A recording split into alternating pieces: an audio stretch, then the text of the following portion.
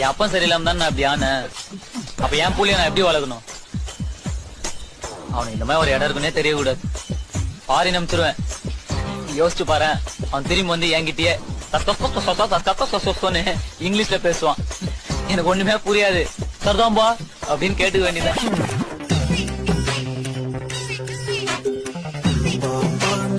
இருக்கேன்பா, மதுராவும் இருப்பேன்பா, எப்பவுமே நான் தான்பா, உன் ஃபர்ஸ்ட் ஃப்ரெண்டுப்பா, உன் பெஸ்ட் ஃப்ரெண்ட்.